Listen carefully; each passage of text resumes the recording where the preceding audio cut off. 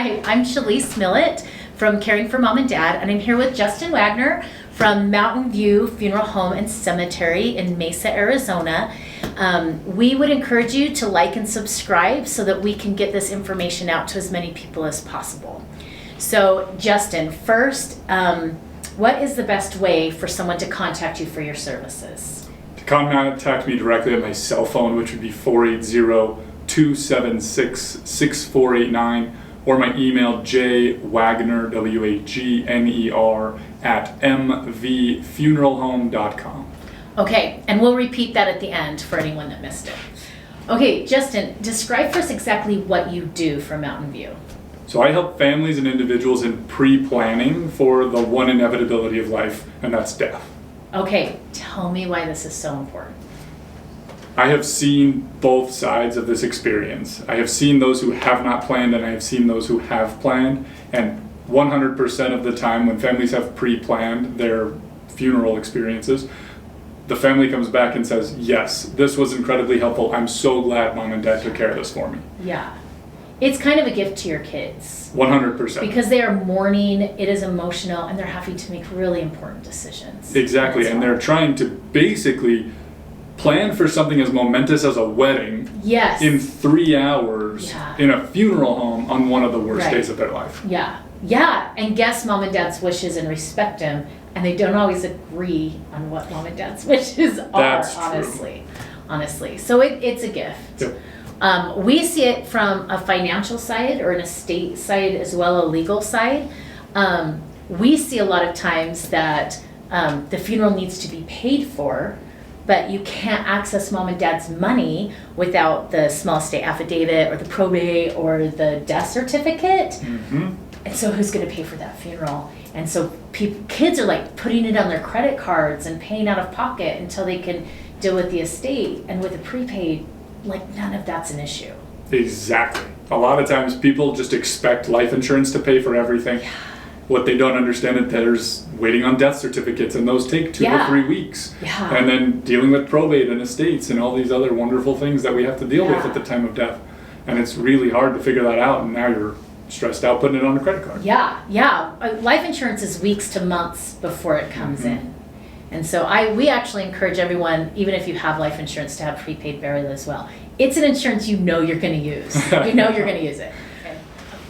Why do you do what you do? So when I started, it was honestly just a macabre thing that I thought, let's give it a shot. Why not? It's something different, something that kind of fits who I am as a person. Yeah. The first time I felt the why of why I do what I do, I had this wonderful lady come into the funeral home, and she just sat down. She didn't talk to anyone, didn't mention anything to anyone. The front desk lady was nice enough to go out to her and bring her crackers and a drink, and that's the moment she realized she hadn't eaten all day. She had been told just a few hours prior that her husband only had about 3 days left to live, and that she needs to contact a funeral home. I sat down with her after about 45 minutes to an hour and a half. We were laughing, we were joking, we were having a good time. And she walked out of there with such a relief of the burden of dealing with those experiences, with dealing with planning for a funeral. And when she came back 3 days later, when he passed away, she had almost a smile of comfort. Yeah. Where that experience was significantly different for her because of that experience, and that's become my why. I love that. So, Justin, what are some misconceptions about what you do? Ooh. Basically, whenever you hear funeral home, you think slick back hair, you think, I'm going to put your mom in the gold-lined casket because that's what she deserves, right? Like a salesperson type? Exactly. Yeah. That is the biggest misconception, is when people come into the funeral home, first of all, it's not a comfortable thing to talk about, but then they're also afraid they're going to get sold. Okay. That makes sense. Okay, so beyond the misconception, what do you wish people knew about what you did or prepaid planning? I wish they knew what it looked like on the back end. Oh, really? Because what it is when someone comes to me and I come to them and I'm like, hey, let's plan your funeral. And they're like, no, I've got 7 sons or 16 girls and they're all going to plan for me because I took care of them in their infancy. Okay, I generally ask, can I have their number? Because I want to give them the chance to deal with this. Because if you only knew what this looked like to a grieving wife, a grieving husband, a grieving child, to have to do all of these decisions in such a short amount of time. Yeah. I wish you knew what that looked like before coming to see me to say, hey, I want to get this done because I've seen that. I know what it's like, and I want to avoid that for my kids. Yeah, we see that over all the time here too. Like we could have helped you with so much before, and now there's just this mess for other people to pick up. Exactly. On the back end, and they're mourning. It's emotional. It's hard, Yeah. and you could have saved them from all of that Yep. with just a few things that you planned ahead of time. Yeah, I can totally see that in the funeral home area too. Yeah. So when someone comes in to see you, what kind of questions can they expect to answer, or things that they should know ahead of time? First one is, hi, how are you? Okay. Because I always love to get to know the people, because it's a Yeah. lot easier to deal with these things Yeah. when you know the person you're talking to. But I would say the main questions start out with cremation or casketed burial. Okay. That's the biggest question, and most people already generally have that answer. Yeah. But then it's a matter of, what does service look like from the moment you're picked up to the moment you're presented to your family? Does that involve a casketed service ending in cremation? Does it have a casketed service that you end up in the cemetery? What cemetery? What colored casket? What kind of flowers? And I specifically love to get as specific as possible. Yeah. So if you knew your favorite hymn or your favorite verse of scripture that you wanted on the service folders, and you wanted this kind of service folder, I'm going to take all those notes and put it in the file, because that way I pull it out and your kids say, oh, thank goodness that mom already did this. Yeah, we don't have to decide for her. So that brings up a really good question about cremation versus burial. So there's rules and regulations about being cremated. Like if you have 6 kids and you just told one daughter in passing, I want to be cremated, if you haven't specified that in legal documents, then what is the rule and the guidelines on that if you want to be cremated versus buried? Great question. So we have a legal document that's our cremation authorization form. Okay. And that form is outlining exactly what we're doing from start to finish in the cremation process. And that's all the permissions we're going to need from the next legal kin. Okay. And if that's 6 kids, we need the majority. Okay. So we need upwards of 4, hopefully 6, Yeah. on board with your decision of cremation. Okay. More so than cremation than it is in casketed burial, because in cremation, it's final. There's no going back. Yeah. Versus a casketed burial, we can make changes. Okay. Okay. That's fantastic. And I think we're becoming less and less traditional about funerals and celebrations of life, and they're changing a little bit. And if you put that ahead of time, what you really want, then those wishes can be honored. Oh yeah. Yeah. Okay, so let's talk about transport. If transport is an issue, if you want to go from state to state, or any transport, things that they should be aware of ahead of time. Great question. When the time of passing occurs, if you're looking to be buried in another state, primarily we're handling that transportation once we've completed our part via airfare. Okay. So you're simply taken to the proper airline that's going to accept remains, and then they're going to transport you to the other state, at which point another funeral home is going to receive you from the airport, and take you to the next step, which is their funeral home, the cemetery, and so on. Okay. If you're passing away in another state and coming back, it's the same process, just in reverse. Okay. How much is done here versus how much is done there is entirely up to the family. Oh. If you're thinking, well, I've only lived in Arizona for 3 months and I want to go back to Ohio, I have no friends here. Well, you don't really need a service then, do you? Yeah. But if you're like, I've been here for 30 years, but I'm still going back to Ohio. Well, I want to have a funeral service for my friends and family. Yeah. And then I'm going to go back and have another funeral for my friends and family. Yeah. And we see that a lot actually here. Okay, and that transport issue can be part of the pre-planning and part of like factoring that into the cost of the pre-plan and stuff like that. Correct. Okay. So one part I will do is I will sit down and say, what do you want? Where do you want to be?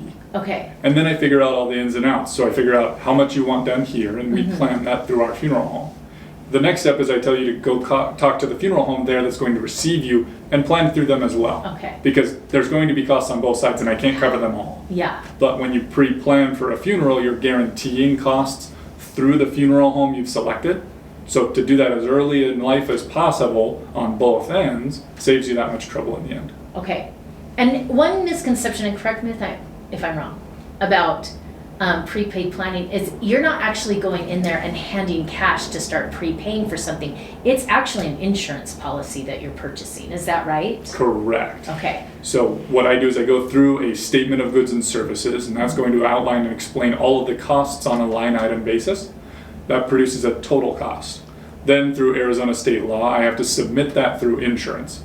And that insurance policy is what's generated through the funeral home as a means to guarantee costs, but also as a third-party entity protecting everyone involved. Yeah. So that if you get, I tell people the Bermuda Triangle experience, well, I haven't performed any services and now you've been deemed dead. Right. Well, those funds have to go somewhere. But if you leave them in the hands of a funeral home, it used to be a case where they just hightailed it out of town and took the plans with you. But with the insurance policy, it protects everyone. Okay. And so like the scenario with the lady that came in, she knew her husband was passing in 3 days. She couldn't it's against the law for the funeral home, right? To take cash before someone's passed away. Is that right? Sort of. We can take funds and hold them up to 30 days. Okay. So that's the fullest extent of which we can hold on to those funds legally. Okay. Therefore, then we have to push them on to a third party, insurance company. Arizona's highly regulated that way. When we work with other states, there's not that much regulation. It's pretty casual the way the funeral and the burial and the paying process goes, but Arizona seems to be very regulated. Yeah, it's very regulated. We have such a high population of elderly. We want to make sure that they're taken care of and protected, and the law provides that. Yeah, that's fantastic. Okay, so because it's an insurance policy, we do a lot of Medicaid all-techs in our law office, and we tell everyone to get a prepaid burial because it's a non-countable asset for Medicaid, but it has to be written a certain way. So can you talk to that a little bit? Yeah, every policy we write in our funeral home, we write as irrevocable. Oh, fantastic. We put an irrevocable assignment so that it protects it from the state in the event of needing Medicaid or all-techs. Yeah. Because as I understand it, they'll take just about everything shy of about $2,000 a month. Right. And then you're left with $1,500 life insurance policy to pay for your burial. Yeah. Okay, so irrevocable. That's what makes it non-countable. Okay. And so it's really important when you go to buy a prepaid burial, especially if you're looking for a Medicaid all-techs purpose of buying a prepaid burial, make sure you go to someone that knows the difference between the irrevocable and the revocable. Because some are revocable, and that's a countable asset for Medicaid. Yeah. So I'm glad you do them all irrevocable. Oh, yeah. Yeah, that's fantastic. Okay, let's talk about buying a plot, because that's different than a prepaid burial policy. Correct. Okay. So Mountain View Funeral Home and Cemetery is a privately owned cemetery. Okay. So we operate in and of ourselves. So when someone comes in, we take them on a tour of the cemetery. We show them the different gardens, we show them the different options of whether they want an upright headstone or a flat bronze. And from there, they decide where they want to be. So they decide, is it near a tree? Is it by this person? Is it by my loved one? Once we figure that out, we go through all the wonderful paperwork that comes with basically buying property. Okay. And you can do that in as much advance as you'd like to do in your life. And a lot of times families are like, well, I'm born and raised here, I'm going to die here, and this is where I'm going to be buried. Well, then they're going to look to finding a plot here. If others are, more of that instantaneous situation, they're like, well, I need to find a plot somewhere. Right. They come in the door and we do the same thing. Okay. Okay, so someone comes in to see you. What are some potential mistakes someone might make before they come see you that they don't realize they should or should not have done? So I wouldn't call it a mistake, but I would say back in the day, Alex Trebek would come on television and he would say, for $10,000 policy, you can have all your burial needs. Well, now that's incorrect. Yes. That $10,000 policy you thought was enough is no longer enough. Yeah. Because costs just continue to increase. So when someone goes and they come into my funeral home and they sit down and they say, I've already got this $10,000 policy, what can we do here? Oh, now you're going to pay on that for the rest of your life. Right. And then they're going to pay out the $10,000 and I can work with it. But that's the one thing I would say people do ahead of time that would be easier to do without. Okay. That's good to know, actually. So if you're doing prepaid, pre-planned burial, you're going to look at a burial plot or a place for remains, and you're going to do a policy, like an insurance policy that pays for it. Is there anything else to be looked at or considered? Yes. Okay. My favorite product that we offer is called Away from Home Assurance.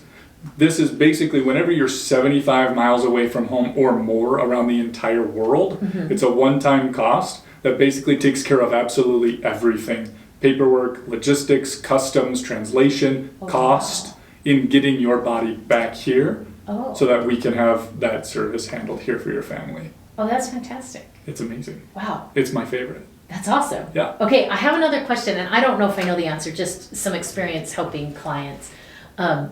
You can't just like go dump remains in an ocean or stuff like that. Like that's a little bit illegal, right? A little bit. Okay. So there's a certain amount of nautical miles when it comes to the ocean that you can go into international waters, and at that moment it's free reign. Okay. Disneyland, I'm pretty sure will kick you out for the day, and they shut down a ride for the day because they have to clean it. Oh, really? Yeah, that one's... Is that one a common one, Disneyland? Oh, yeah. Really? Yeah, a lot of people like try the Pirates of the Caribbean. Yeah. Pirates of the Caribbean, that's hilarious. Yeah, because they think it's dark and it's secretive. Well, they have all the infrared cameras. Oh, they know exactly what's going on. Yeah. So don't do that. But yeah, in public areas like the Superstition Mountains is where we tend to do our scatterings. When the funeral home is the one selected to do scatterings, whether by plane or whether by hand, we'll go and do the hike to the Superstition Mountains because there's certain areas there where you can scatter without it being an issue. Oh, really? Okay. But if you just like, I just want to go to Superstition Mountains and do scattering, I could get in trouble for that if I... Depending on the part of the mountain. Okay. Oh, interesting. Okay. So look at the rules and regulations before you... Check if it's public or private land. Okay. Okay. That's really good to know, actually. Yeah, it really is. So what would you suggest, someone's listening to this YouTube or podcast, and they're like, I got to talk to my parents about this. It's a hard conversation to have. Like, our parents didn't want to have the talk with us when we were teenagers, and now we have to have like the talk with them now that they're aging. So what is your personal suggestion about an approach to mom and dad to bring this up? So I'm, on a personal level, the very quirky weirdo in the family that brings up awkward conversations and do it with no problem whatsoever. Okay. So I've never had a problem bringing this up. Yeah. But a lot of times, people of the older generation, those who are parents and grandparents, have already begun to think about it. Yeah. At least one of the two, usually. If you know which one that is, go to them directly and say, hey, we've talked a lot about this. You've mentioned before you want to be cremated, or hey, you mentioned you have a trust, and these are those next steps, and this so-and-so's an executor. What does this mean after you've passed away? What do I do? Where do I go? Yeah, I like that. We like to tell people in the law office, you don't have to have that conversation alone. Like, bring him in. We'll talk. We'll have that hard talk. Just get him here, and don't like secretly like we're going to lunch, right?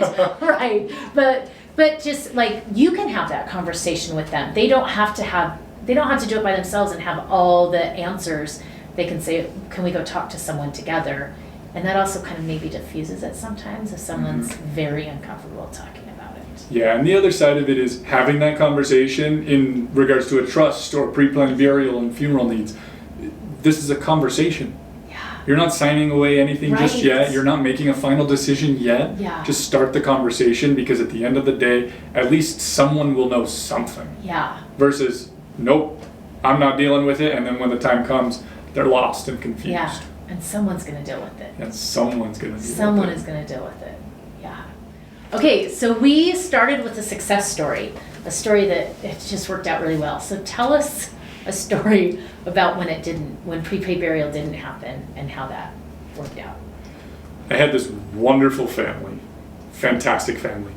They came into the funeral home and we sat down, and they saw me, so they knew who I was. They knew they can feel comfortable. Yeah. But at that moment, their loved one had just previously gotten married about a month prior. And that changed everything. Because now that next legal kin was his spouse. Wow. And now that his spouse was the next legal of kin, the children didn't technically have any legal say-so in what happened next. Thankfully, we all agreed where necessary. But it was a very difficult conversation, having that conversation with the new spouse, doing what she felt she thought was right based on her original where she grew up and her belief systems Yeah. versus the children who thought and believed completely different. Oh, wow. Yeah, going from a Wow. nice, wonderful Southern lady who believes in a casketed traditional service to a bunch of younger children who thought cremation was what he wanted this whole time. Why are we going to Right. change that now? Oh, wow. It was pretty Oh, we've tough. seen that. We've seen that where dad got married, didn't put his estate together, and like dies a month later, and new stepmom's like vacationing in Barbados for the rest of her life, and the kids have nothing. Yeah, Yeah. Oh, wow. it's so tough. Yeah. Yeah. Oh, You get that is you get a few bickerings once in a while where you just get families that don't agree, Yeah. and it just. I always make the joke in the funeral home: if the four walls of our arrangement room could talk, they wouldn't. Right? They don't want to. They don't wanna share those stories. Yeah, it's true. And even families that get along the best, emotions are high, and people are mourning, and you're in this area of the brain that doesn't really make good decisions anyway. Yeah. And you have to make hard decisions. And they all want what's best for mom and dad. Mhm. They all want what's best for mom and dad. They just don't always agree on what that is. Yeah. And it is a gift to do that for Yeah. yourself, for your children. Exactly. So again, Justin Wagner, Mountain View Funeral Home and Cemetery. Did I say that right? Perfect. Okay.